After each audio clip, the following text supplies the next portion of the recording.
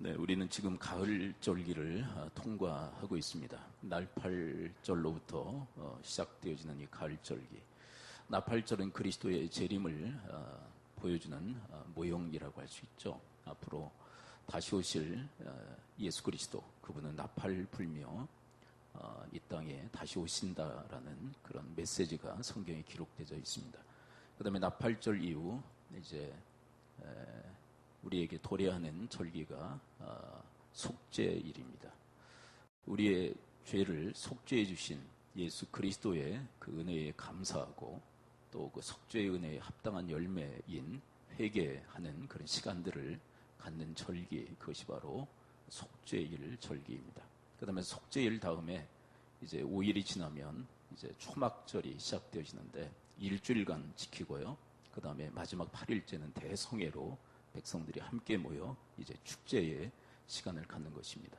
공교롭게도 우리 추석과 이 초막절이 맞물려 있죠. 그래서 우리가 함께 이 초막절 이 절기를 이 추석절기와 함께 이렇게 지키게 되어져 있습니다. 근데 오늘 특별히 본문은 우리가 수요일에도 살핀 본문인데요. 어떤 절기에 관련된 말씀이냐면 바로 이 금식일. 여러분, 금식일은 언제죠? 바로 속죄일이죠. 속죄일이 왜 금식일입니까? 그날 예레미야 23장을 보니까 스스로를 괴롭게 하는 날이다. 이 스스로를 어떻게 괴롭게 합니까? 금식하는 거죠. 근데 금식만 하는 것이 아니라 바로 회개의 그런 절기이기 때문에 주님 앞에 속죄의 은혜를 받은 자로서 합당한 열매, 바로 이 회개의 시간을 갖기 위해서 금식하는 것입니다. 자, 오늘 본문 우리 한번 6절을 읽어볼까요? 36장 6절에 보면 바로 그 금식일에 대한 이야기가 나와 있죠. 36장 6절 함께 읽습니다. 시작. 너는 들어가서 내가 말한 대로 두루마리에 기록한 여호와의 말씀을 금식일에 여호와의 성전에 있는 백성의 귀에 낭독하고 유다 모든 성읍에서 온 자들의 귀에도 낭독하라. 네. 어떤 일에, 어떤 날에? 금식일에 유다에 모인, 예루살렘에 모인 백성들에게 낭독하라. 왜 백성들에게 낭독하라 이렇게 기록하고 있냐면, 남자들은, 특별히 유대 남성들은 새 절기에 예루살렘으로 모여야만 돼요.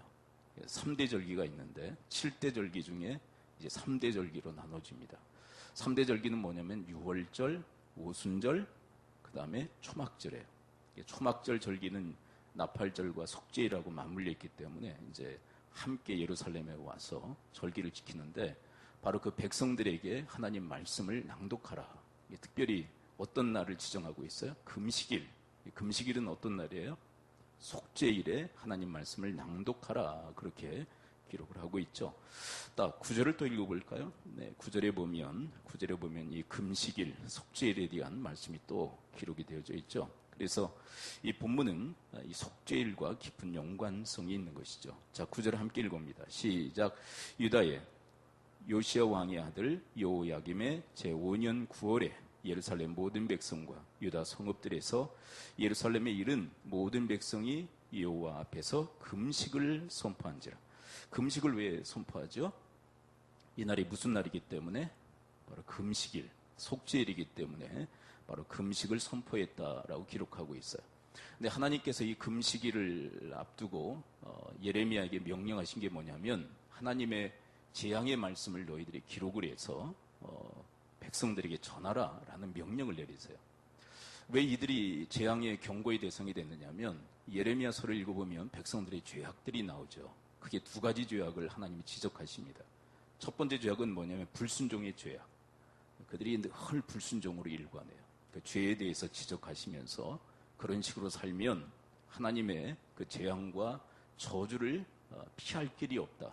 그래서 불순종하는 이스라엘 백성들에게 재앙을 경고하시죠. 그리고 또 하나의 죄악은 무엇이냐면 바로 우상 숭배의 죄악입니다. 하나님을 섬기지 않고 다른 우상을 섬기는 그 죄악에 대해서 하나님은 끊임없이 지적하시며, 그렇게 우상을 숭배하면 반드시 심판을 받으리라는 그런 재난의 경고의 메시지를 계속 하셨거든요. 근데 바로 그 재앙 경고의 그 말씀을 다시 기록해서 백성들에게 전할 것을 말씀하세요. 근데 이제 예레미야는 오늘 본문을 읽어보아도 이제 갇혀있기 때문에 서기관 바룩이라는 사람을 불러서 이제 대신 기록해서 또 대언하도록 그렇게 만들죠. 그렇다면 여러분, 이 재앙 경고의 이 말씀을 왜 하나님은 이스라엘 백성들에게, 아니 이 시대를 살아나가는 우리에게 왜 말씀하시는 것일까요? 오늘 본문에서 이 재난 경고의 말씀을 왜 하시는지 한번 들어보도록 합니다. 우리 3절을 읽어볼까요? 36장 3절에 보면 이 두 가지가 목적이 나와 있습니다. 자, 3절을 함께 읽어봅니다. 36장 3절입니다. 시작. 유다 가문이 내가 그들에게 내리려 한 모든 재난을 듣고 각기 악한 길에서 돌이키리니 그리하면 내가 그 악과 죄를 용서하리라 하시니라. 첫 번째 목적이 있다면 악한 길에서 돌이키게 하기 위해, 이건 뭘까요? 회개죠. 악한 길에서 돌이켜 선한 길로 행하게 하기 위해, 이건 회개를 의미해요. 회개케 하기 위해서 재난 경고의 말씀을 그들에게 들려주신다, 그렇게 얘기하고 있죠. 여러분, 돌아온 탕자로 유명한 누가복음 15장이 있지 않습니까? 둘째 아들이 아버지로부터 미리 유산을 물려받아 타국에 가서 화랑방탕하게 그거 다 사용하지 않습니까? 그리고는 모든 것을 다 상실한 다음에 피폐한 인생이 되어버려요. 그때 아버지께로 돌아갈 마음을 먹고 아버지께로 다시 돌아오게 되죠. 바로 그것이 회개란 말이에요. 바로 이 회개를 가능케 하시기 위해서 하나님께서는 재앙과 재난의 이 경고의 메시지를 이스라엘 백성들에게 전하게 하셨다는 것이에요. 자, 그 다음에 두 번째 목적이 있어요.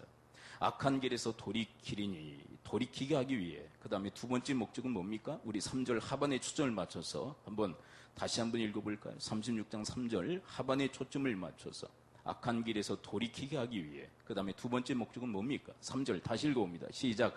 유다 가문이 내가 그들에게 내리려 한 모든 재난을 듣고 각기 악한 길에서 돌이키리니 그리하면 내가 그 악과 죄를 용서하리라 하시니라. 자, 이렇게 회개하면 하나님이 어떻게 하시겠다고요? 죄를 용서하시겠다. 이게 무슨 얘기일까요? 여러분, 우리가 회개하면 하나님께서 우리의 죄를, 우리의 악을 사해 주시는 줄을 믿습니다. 사하는 게 뭡니까? 여러분, 용서하는 거예요.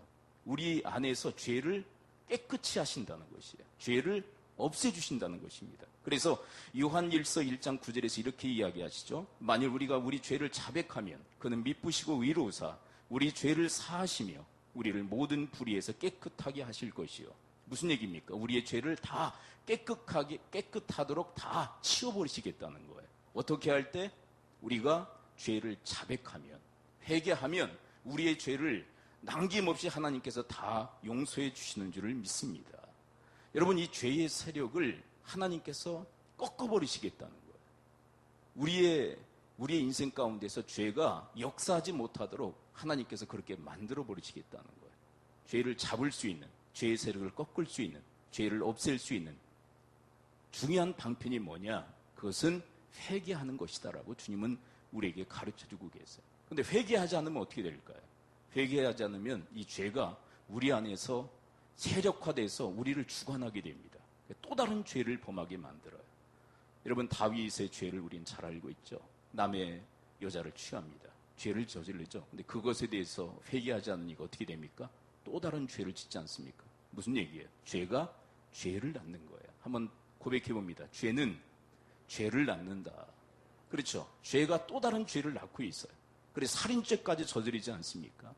죄를 가만히 놔두면 그것이 세력을 형성해서 나를 주관하여 또 다른 죄를 범하도록 만들어요. 그리고 결국은 뭡니까? 하나님의 그 경고하신 재앙을, 재난을 받을 수밖에 없는 그런 처지까지 이르게 만드는 것이에요.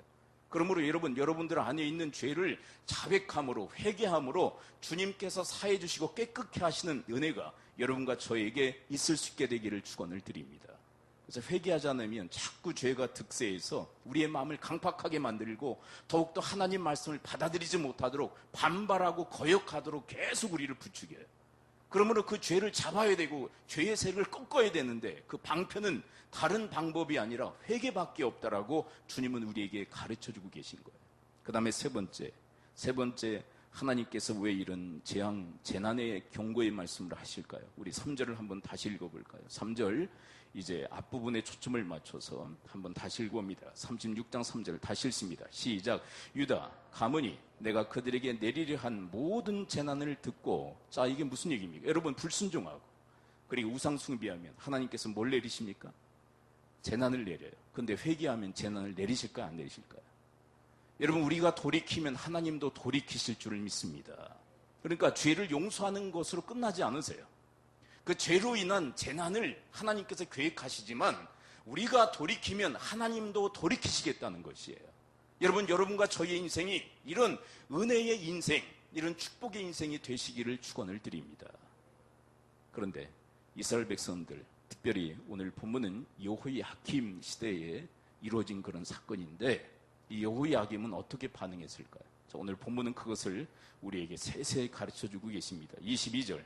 자, 오늘 본문은 이 36장 전체인데 22절에 보면 여호야김을 비롯한 그 신하들이 어떻게 반응하는지 함께 한번 보도록 합니다. 22절, 23절 함께 한번 읽어볼까요? 36장 22, 23절입니다. 함께 읽어봅니다. 시작. 그때는 아홉째 달이라 왕이 겨울 궁전에 앉았고 그 앞에는 불피운 화로가 있더라. 여호디가 선호 쪽을 낭독하면 왕이 칼로 그것을 연하여 베어 화로불에 던져서 두루마리를 모두 태웠더라. 그런데 이 두루마리는 뭐가 기록된 두루마리입니까? 하나님 말씀이 기록된 두루마리예요. 그런데 그 말씀을 난도질하고 있어요. 다 예리하게 다 잘라서 불에 다 태워버리고 있어요. 이게 뭘까요? 여러분, 회개를 촉구하시는 하나님 말씀에 대해서 거세게 반발하는 거예요. 하나님 말씀에 대해서 지금 반발하고 있는 거예요.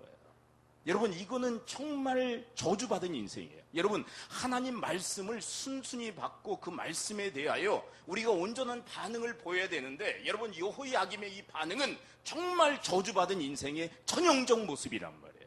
여러분, 어떻게 하나님 말씀을 난도질합니까? 예리한 칼로 잘라서 불에 다 태워버리고 있어요. 반발하는 거예요, 하나님 말씀에 대해서. 여러분, 하나님 말씀에 반발하는 인생은 죽을 수밖에 없어요. 재앙의 인생이에요. 재난을 자초하는 인생이 될 수밖에 없는데, 여호야김은 바로 그렇게 하고 있다는 거예요. 여러분, 이 시대에도 많은 성도들이 하나님 말씀을 난도질합니다. 어떻게 난도질하느냐? 이것은 내가 이해할 만해. 그래서 받아들이고, 어떤 말씀은 잘라서 버려버리고, 이것은 내가 도무지 못 받아들이겠어. 그리고 버려버리고, 어떤 말씀을 듣고 어떤 말씀은 거부하고, 어떤 말씀을 듣기로 나고 어떤 말씀을 듣지 않기로 나고. 이것은 무슨 얘기냐면 여호야김 왕처럼 하나님 말씀을 난도질하는 행위라는 것이에요. 내 이성과 내 감정과 내 의지에 의해서 모든 것을 다 판단해버려요. 그래서 내가 못 받아들이겠다? 그러면 다 잘라내버리는 것입니다. 그러면 여러분, 성경에 남을 게 뭐가 있어요? 어떤 분이 그러더라고요. 성경을 인간의 기준으로 해서 난도질하면 딱 2장 남는다. 뭐가 남을 것 같으세요? 앞장, 뒷장, 표지만 남을 뿐이다. 다 잘라내버리는 거예요. 여러분, 우리가 이성적으로, 감정적으로, 의지적으로 이게 용납이 되든 안 되든, 여러분, 하나님 말씀에 대해서 반발하는 것이 아니라, 여러분, 그 말씀을 여러분들이 순전히 받는 그런 심령들이 되시기를 축원을 드립니다. 그 다음에 또 어떤 반응을 보입니까? 24절을 함께 읽어볼까? 24절 하나님 말씀에 대해서 어떤 반응을 보입니까? 24절 함께 읽습니다. 시작. 왕과 그의 신하들이 이 모든 말을 듣고도 두려워하거나 자기들의 옷을 찢지 아니하였고 전혀 두려운 마음이 없어요. 너희들 이런 식으로 살면 하나님께서 재앙과 저주를 내릴 수밖에 없다. 이 말씀을 들었는데도 그들은 두려운 마음이 하나도 없어요. 여러분, 하나님께서 이 경고의 이 말씀을 들려주시는 중요한 궁극기의 목적이 있다면 우리 마음속에 두려운 마음을 갖기를 원하세요. 두려움이 뭡니까? 이거는 아주 부정적인 그런 두려움이 아니라, 공포의 두려움이 아니라 하나님을 향한 정당한 두려움, 경외심을 갖기를 원하시는 거예요.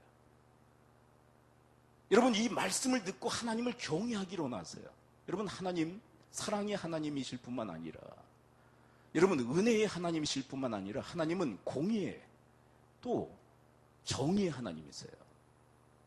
여러분, 그 하나님께서 당신의 말씀에 불순종하고 또 우상 숭배하는 그들에게 재앙을 내리시겠다라고 선포하시면 그 말씀을 듣고 하나님을 두려워할 줄 알아야 되는데, 이 백성들은 전혀 두려운 마음이 없는 거예요. 여러분, 여호야김 마음에는 전혀 두려운 마음이 없어요. 여러분, 하나님 말씀을 듣고 그 말씀에 두려운 마음을 가질 수 있게 되기를 축원을 드립니다. 하나님 말씀을 꼭 두려워할 줄 알아야 돼요.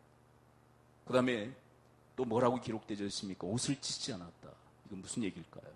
이것은 회개의 어떤 외적 표현이에요. 외적 표현. 무슨 얘기일까요? 회개치 않았다는 거예요. 전혀 회개치 않았다. 계속 한번 25절을 함께 따라가 볼까요? 25절을 함께 읽어봅니다. 그의 여호야김의 그 행동, 그 모습을 계속 성경 기록하고 있습니다. 25절 함께 읽어봅니다. 시작. 엘라단과 들라야와 그마랴가 왕께 두루마리를 불살하지 말도록 아리어도 왕이 듣지 아니하였으며. 이제 충신들이 얘기를 하는 거예요. 그러면 안 됩니다. 말씀을 그렇게 난도질하고 불에 태우면 안 됩니다. 하나님의 말씀입니다. 그러면 안 되죠. 왕이요, 그러지 마십시오. 근데 듣지 않아요. 여러분, 측근들, 충신들의 얘기도 듣지 않으면 이제 희망이 없는 거 아닙니까? 여러분들 인생 속에 이런 충신과 같은 사람들이 많을 수 있게 되기를 축원을 드립니다. 어떤 분은 정말 말씀을 정말 못 받아들이는 분도 있죠. 우리가 인간인지라 하나님 말씀을 제대로 못 받는 경우들이 얼마나 많아요. 말씀에 대해서 반발하고 여호야김처럼, 에이, 뭐 그러냐고, 현실하고 안 맞다고, 뭐 그러면서 하나님 말씀에 반발하는 반발심들이 있어요. 근데 그때 여러분이 충신들과 같이 바른 길로 안내하고 바른 길로 갈 수 있도록 말해줄 수 있는 그런 사람들이 여러분 곁에 많을 수 있게 되기를 축원을 드립니다. 그래도 말이야, 말씀 받아들여야 돼. 그렇게 말해줄 수 있는 사람들이 많게 되기를 축원을 드립니다. 여러분, 그리고 더 나가서 그렇게 말해줄 수 있는 사람들이 되시기를 축원을 드립니다. 거기에다 맞장구 치면 큰일 나는 거예요. 맞아, 왜 저렇게 현실과 동떨어진 말을 자꾸 할까? 말도 되지 않는 말을 왜 자꾸 할까? 그러면 막 박수 치면서 맞아 하고 웃기고 있어, 뭐 그러면서 거기에다가 맞장구 쳐버리면 그냥 끝내버리라는 거 아닙니까? 근데 말릴 수 있는 그런 사람들이 있어야 되고, 그리고 말릴 줄 알아야 돼요. 말씀에 대해서 그렇게 반응하면 안 된다고, 그러면 안 된다고, 그러면 못 쓴다고 얘기해 줄 수 있는 그런 사람이 되어야 되지 않겠어요? 근데 그냥 내버려둬. 말씀에 대해서 반발하고 거역하고 그래도 그냥 내버려둬. 그럼 죽으라는 것밖에 더 되지 않지 않습니까? 더 나가서 어떤 반응을 보일까요?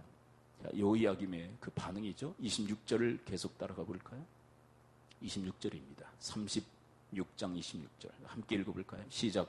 왕의 아들 여라무엘과 아스레일입니다. 다시 읽습니다. 이스라엘이 아니라. 시작. 아스레일의 아들 스라야와 압디엘의 아들 셀레마에게 명령하여 서기관 바룩과 선지자 예레미야를 잡으라 하였으나 여호와께서 그들을 숨기셨더라. 누구를 핍박하고 있습니까? 서기관 바룩과 그리고 선지자 예레미야를 핍박하고 있어요. 왜요? 듣기 싫은 하나님 말씀 전한다. 여러분, 이게 무서운 영의 세계예요. 여러분, 하나님만 싫은 게 아니에요. 누구도 싫어요? 여러분, 내가 듣기 싫은 말씀을 하시는 하나님만 싫은 게 아니라 누구도 싫은 거예요. 그것을 전하는 사람도 싫은 거예요. 저는 목회를 하면서 뭐 다른 것 때문에 제가 뭐 비난을 받거나 하면, 제가 못나고 제가 부족하고 제가 정말 그 인격이 덜 돼서 욕을 얻어먹는 거는 그건 전 감사하겠어요. 제가 못나서 그런데. 근데 여러분, 말씀 때문에 목회자를 핍박하는 것은 정말 안 좋은 거예요. 근데 은근히 내가 싫은 말씀만 전한다고 목회자를 핍박하고 설교자를 핍박하는 것은 자기의 영혼을 미워하는 자예요. 여러분, 성경에 이르신 것처럼 여러분, 하나님 말씀을 내가 정말 듣기를 원하건 듣지 않기를 원하건, 여러분들이 뭐 받아들이건 받아들이지 않건 하나님 말씀을 전하는 자에 대해서 여러분들이 존경하고 더 나아가서 사랑하는 마음이 있을 수 있게 되기를 축원을 드립니다. 그 사람을 일컬어 잠언서 9장은 뭐라고 얘기하느냐? 그 책망의 말씀을 전하는 자도 사랑하는 자가 지혜자입니다. 그렇게 얘기해요. 근데 어리석은 자는 책망의 말씀을 전하는 자를 책을 잡습니다. 그래요. 이게 무슨 얘기냐면, 야, 넌 뭐 잘하냐? 뭐 그러면서 책을 잡는 거예요. 그래서 공격하는 거예요. 예. 듣기 싫다는 거예요. 하나님 말씀 듣기 싫고, 말씀을 전하는 자도 듣기 싫다는 거예요. 그래서 핍박하는 거예요. 여러분, 자기의 영혼을 사랑하는 것이 아니라 자기의 영혼을 미워하는 행위인 것입니다. 그렇다면 그 결과는 어떻게 되었을까요? 먼저 여호야김에 대해서 먼저 말씀하십니다. 30절 함께 읽어볼까요? 30절 여호야김 그 임금에 대해서 뭐라고 얘기하시냐 한번 들어봅니다. 하나님 말씀에 대해서 반발하고 거역하고 말씀 사역자를 핍박하는 이 자를 어떻게 하십니까? 30절 함께 읽어봅니다. 시작. 그러므로 여호와께서 유다의 왕 여호야김에 대하여 이와 같이 말씀하시니라. 그에게 다윗의 왕이 앉을 자가 없게 될 것이요 그의 시체는 버림을 당하여 낮에는 더위 밤에는 추위를 당하리라. 여러분, 더위에 더위를 당하고 추위에 추위를 당한다. 네. 그럼 어떻게 됐다는 얘기예요? 그 시체가 매장도 제대로 못한 거예요. 매장도 제대로 못한 거 아닙니까? 그냥 나뒹굴고 있는 거예요. 무슨 얘기냐? 비참한 죽음, 비참한 최후를 경고하시는 거예요. 여러분, 이 성경에 보게 되면, 이 36장에 보게 되면 하나님의 그 노여움과 분노가 기록되어 있어요. 노여움과 분노. 이 하늘에는 이런 이미지를 성경 그려놓고 있어요. 예레미야서를 보게 되면 이런 이미지가 있어요. 두 가지 그릇이 있어요. 두 가지 그릇. 하나는 축복의 그릇, 하나는 재앙과 저주의 그릇이 있어요. 한번 그것을 이미지화하는 데 있어서 좀 도움이 될까 싶어서요. 우리 7장 7절을 함께 읽습니다. 36장 7절을 읽어보면 36장 7절을 보게 되면 그 이미지를 그려놓고 있는데 36장 7절 함께 다시 읽어봅니다. 시작.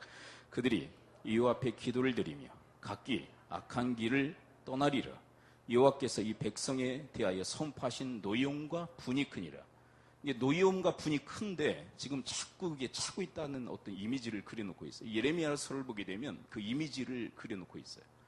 분노와 노여움의 그 잔이 있다는 거예요. 근데 이스라엘 백성은 그것을 자꾸 채워요. 여러분, 물놀이장에 가면 이 큰 그 통에 물이 이렇게 채워지는 거 보지 않습니까? 그러면 그 밑에 사람들이 이렇게 모여 있죠. 뭐 받으려고? 네, 물 받으려고. 그 통에 물이 가득 차면 어떻게 됩니까? 네, 그 안 가보셨군요. 넘치는 게 아니라 어떻게 됩니까? 네, 넘치는 정도가 아니에요. 어떻게 돼요? 쏟아져요. 어떻게 됐냐면 넘치는 것은 이 상태에서 그냥 넘치는 거죠. 어떻게 됩니까? 쏟아져요. 여러분, 하나님의 분노도 그렇다는 것이에요. 예레미야의 이미지가 그거예요.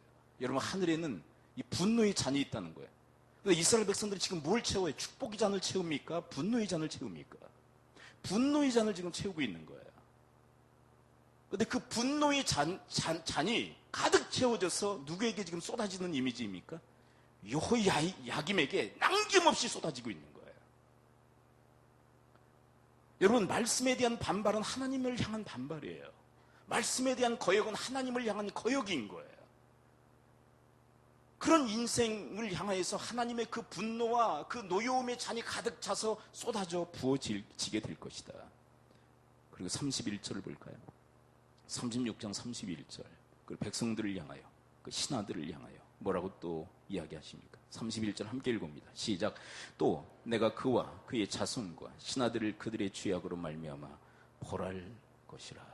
여러분, 아까 하나님께서 회개하면 이 죄에 대해서 어떻게 하신다고 그랬죠? 용서하시고 또 재난도 돌리시리라. 네, 회개하지 않으니까 어떻게 하십니까?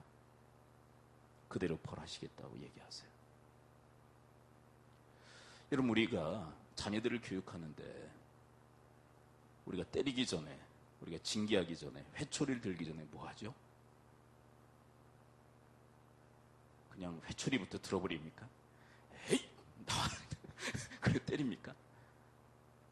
잘못하는 족족 예이 그러고 때립니까? 무식한 부모죠. 그건. 무식한 부모. 네. 뭐부터 해요? 말부터 하죠. 타이르기부터 하죠. 근데 그때 부모가 원하는 게 뭐예요? 반발입니까? 수용입니까? 수용이죠. 수용이 뭐예요? 잘못했습니다. 삭삭 비는 거 아닙니까? 그래서 지혜로운 애들은 어때요? 네. 부모가 책망을 하면 어떻게 합니까? 막 빌어요. 따라서입니다. 지혜로운 아이. 네. 약삭 바른 게 아니라 지혜로운 아이. 그러면 뭐 안 맞습니까? 매를 안 맞아.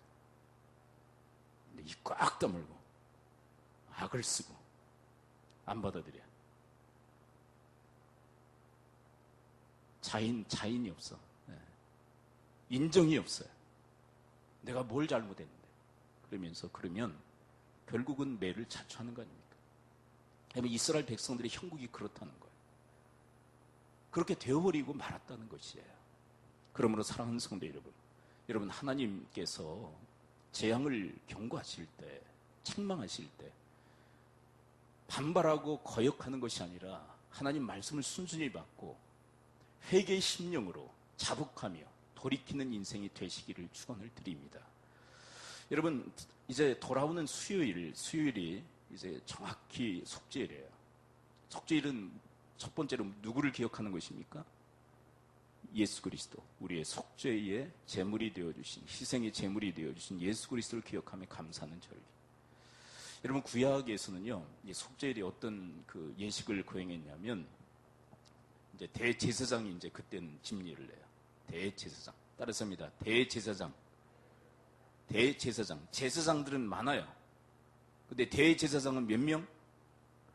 네, 한 명이에요, 한 명. 한 명이 그때는 그 예식과 제사를 다 집례하는데 특별히 행하는 그 예식이 뭐냐면 두 염소를 이렇게 가지고 와요. 그래서 두 염소에게 제사장이 안수를 합니다. 그 안수는 뭐냐면 백성들의 모든 죄를 다 전가해버리는 거예요. 전가가 뭔지 아시죠? 여러분 이런 말 들어보셨습니까? 책임 전가? 이 전가가 뭐예요? 다 따라서 봅니다. 옮기는 것. 그렇죠? 백성들의 모든 죄악을 안수로 이 염소에게 다 전가해버리는 거예요. 그리고 한 염소는 이제 제단에서 이제 희생 제사를 드리고 한 염소는 이제 광야로 내보내요. 근데 그 광야로 내보내는 그 염소를 아사셀 염소라고 해요. 따라서입니다. 아사셀 염소. 근데 그 아사셀 염소를 광야에 내보내는 이유가 있어요. 죄가 다 전가돼서 멀리 나가면서 무슨 이미지를 그리는 것입니까?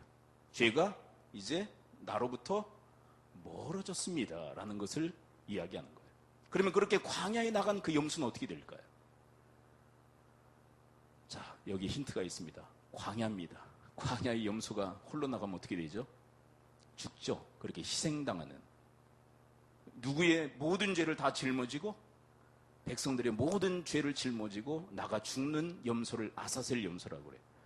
근데 개 중에는 좀 똑똑한 염소가 있어요. 광야로 나갔다가 어떻게 하는 염소? 돌아와요.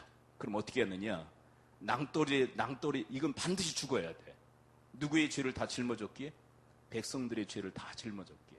그래서 다시 돌아오면 이 아사셀 염소를 낭떠러지에 가서 떨어뜨려요. 그래서 희생시켜요. 왜요? 반드시 희생을 당해야만 돼요. 누구의 죄를 다 짊어졌기에? 백성들의 죄를 다 짊어져요. 근데 이 예식은 1년에 한 번씩 꼬박꼬박 해야 돼요. 근데 여러분 신약에 예수 그리스도께서 예수 그리스도를 히브리서는 이렇게 얘기합니다. 대제사장 되신 예수 그리스도. 그분이 당신을 희생 제물로 삼으셔서 하나님께 제사를 드림으로 우리의 모든 죄를 다 짊어지시고 다 해결해 주신 줄을 믿습니다. 그러면 이 시대에도 그 염소 예식을 할 필요가 있어요? 없어요? 없어요. 누가 다 해결해 하셨기 때문에 예수 그리스도를 그 예수 그리스도를 믿는 자마다 다 속죄함을 받은 줄을 믿습니다. 근데 속죄함은 받았다고 그냥 감사합니다. 그래 끝내는 절기가 아니라 뭐 하는 거예요? 속죄의 은혜를 받은 자로서 합당하게 회개하는 시간을 갖는 거예요. 근데 회개는 그때만 하는 것이 아니라 이미지가 있습니다. 매일의 삶 속에서 해야 한다는 것을 우리에게 가르쳐 주시는 거예요. 그럼 생각해 보세요. 내내 회개하지 않다가 다음 주 수요일이 이제 속죄일이라고 하는데 그때 딱 금식하면서 회개하려고 하면은 될까요, 안 될까요? 회개해 보신 분들 아시죠?